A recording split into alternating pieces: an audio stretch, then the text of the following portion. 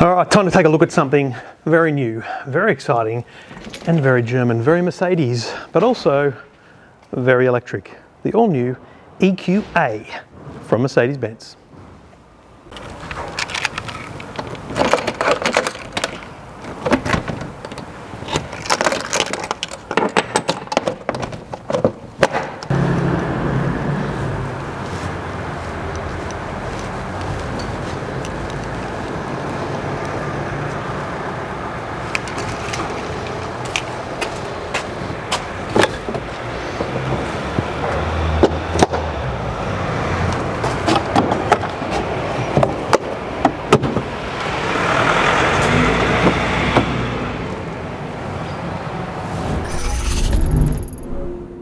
Now, as I leave the EFTM office, I have to tell you about the number one thing that bugged me from the second I picked this car up. And I'm telling you, I thought something was wrong. I thought I'd hit something. I legit couldn't work it out. It's a sound in the boot. Something happens in the boot. Let me slow down now. Car's very quiet on its own. Let me put it in reverse and see if you can hear this just through the basic microphone that I'm running. Sounds like something's in the boot. When I drive away, it'll happen again. And you know what it is? After clearing everything out of the boot, including all the charging cables they provided in the Mercedes-Benz EQA, it's the reversing camera. So the rear camera on this is like in some of the cars, it pops out. So underneath the Mercedes logo, it pops out, and that's where the camera is. So whenever the 360 camera operates on the car, you hear that sound. It really is loud. Should that be the defining thing that I tell you about this car? No, absolutely not. Is it the least Mercedes thing I've ever experienced in a Mercedes? Absolutely yes. However, aside from that, this car is magnificent. You're talking about a $76,000 electric car, which for a Mercedes electric car is brilliant. The EQC, which launched feels like a year ago, but I think it might have been more than that because it felt like it was pre-COVID times, I utterly loved because it felt like a car, everyday Mercedes, but it had all the love and power and energy of an electric car, which I love. I absolutely have a passion for electric cars, but I also have a passion for not spending too much money on a car. So let's be clear about that as well. The EQA sits in size between a GLA and a GLB. The GLA is probably the closest, just size-wise, to this, and looks as well. But this is $20,000 more than a GLA. That's $76,000. You'll get a GLA 57 plus. GLB started, I think, at about 60 odd. So it's a big premium to go electric still. But that's across the industry. So really, it's not relevant in this sense. What's relevant here is that Mercedes is powering into electric. EQC, now the EQA, we've got the EQS later in the year, and next year there'll be an EQB, which will be a 7-seat, bigger SUV. This is starting to be serious electric credentials. But again, in that price range, you can most certainly buy a Tesla Model 3.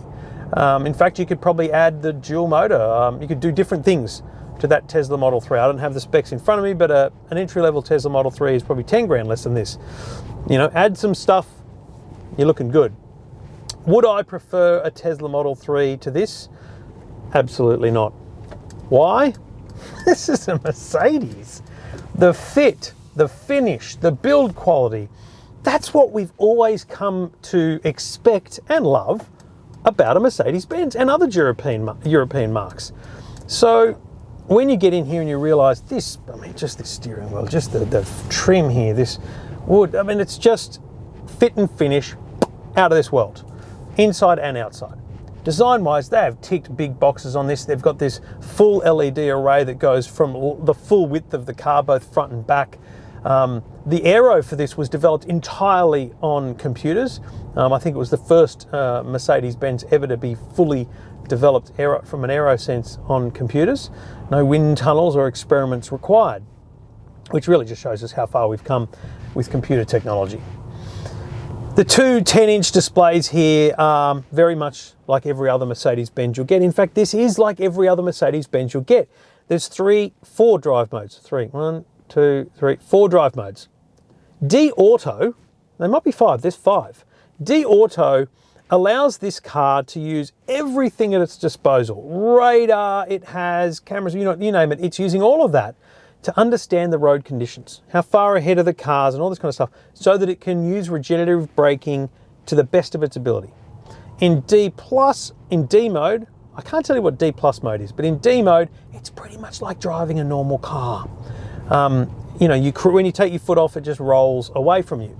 In D minus, you get a little bit heavier regen when you take your foot off the accelerator. In D minus minus, it's almost one pedal operation, Nissan Leaf e-pedal style. But as I come up to these lights here, and I look at the cars, let me just show you, if I take my foot off, it dramatically decelerates. So you need to learn to just slowly take the edge out of the acceleration.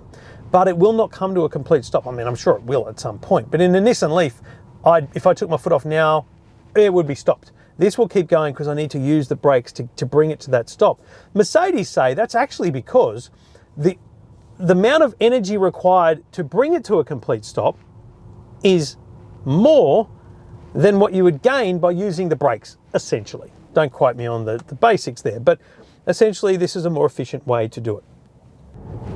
And no, I'm not going to quote top speeds or acceleration, because acceleration in electric cars is for wankers. Average people don't know the acceleration speed of their car. Your GLA, your 3 Series BMW, people that buy those don't know the acceleration figures. I owned a 3 Series BMW for years. No idea what the acceleration figure was. But because Tesla created this mentality that electric cars were sports vehicles that did acceleration well, everyone wants to know that question. It's stupid. It's about 3 or 4 or 5 seconds slower than a Model 3. But who cares? That's not relevant. If you're like me and you love your gadgets, love your innovation, love your cars, love your electric cars, hit subscribe, ring the bell, or bring you notifications whenever anything happens here on the EFTM YouTube channel. The initial EQA is the EQA 250, which is a single motor electric car. Later in the year, there's an EQA 350, which has a dual motor, so a second electric, and that'll have a bit more grunt, a bit more power, and all such things. Now, the number one question people always ask if you buy an electric car or are talking about electric cars is, how far will it go and how long will it take to charge? It'll go as far as it needs to, and you won't know about it charging, because this thing will go 400 odd kilometers. No, it's not the biggest in the market. And yes, that'll get better. Mercedes say they want to improve a range through essentially the computing power as opposed to through battery capacity. So they're going to make the cars more efficiently use the battery that's available. As for how long it takes to charge, I could just insert this into literally any electric car review. It doesn't matter, because when you drive every day, now I've been driving this for a couple of days and I've taken it home or I'm at the office and I plug in. I have a wall charger at the office instead of at home. When you buy one, you'll put one at home. You install a wall charger at home, or you just plug the cable into a normal power point. In a normal power point, overnight, you'll charge the car. Unless it's on zero or completely low, it might take longer than that. But what happens with an average electric car driver is they drive 30, 40, 50 Ks a day. And when they get home, they plug it in. And you tell the computer that you want it to be charged by the morning. And so it doesn't use your expensive electricity at night, it uses your cheap electricity overnight, and it's ready for you in the morning. When you're on a long trip, highway drive, you stop at an ultra rapid charger and the things charge well within an hour, a lot less, because again, you don't go to zero. You don't take the car down to zero. You take it to wherever it's at and then you charge it and you have lunch. So no issues with charging. It does 100 kilowatt charging on the ultra rapids, and it has over 400 kilometers of range, which is more than ample for someone buying a small to mid-size SUV like this. In the end, it's an expensive car, and anyone would acknowledge that, even at Mercedes. Expensive for someone looking for a car of this size to go electric. But it's also in the very low end of electric cars. You're talking about the MG the Hyundais, maybe some Kias soon, and the Tesla, and then Mercedes. We could broadly call it bottom 5 of the price tag run here. So they've done a very good job to come from 130 odd for the EQC down to 76 for the EQA, and hopefully that just continues to push through the range. Mercedes will never have the cheapest electric car. Mercedes don't make cheap cars. They make stunning, beautiful luxury cars. That's what they do. And this has all the mod cons. You've got Apple CarPlay wired, so you've got to have a cable. Has wireless charging, but wired Apple CarPlay. Another negative from me. I love the display. I love the infotainment system. I've actually started getting used to the Hey Mercedes, which means you can talk to the vehicle just for basic navigation and different functions. There's a lot of good in this car, just in that sense that's in every other Mercedes, and I think that's what's worth remembering here. This is a Mercedes-Benz, and just like every other Mercedes, it's top quality, top class, but you get the power of being an utter, complete greenie. And for many people, that's a bloody good thing. I love it. It would be on my shopping list in the under $100,000 electric car range. And I think there will be a lot of potential buyers who are willing to buy an electric car, and they're willing to buy it from Mercedes at this price. Check it out. More photos, full review at EFTM.com.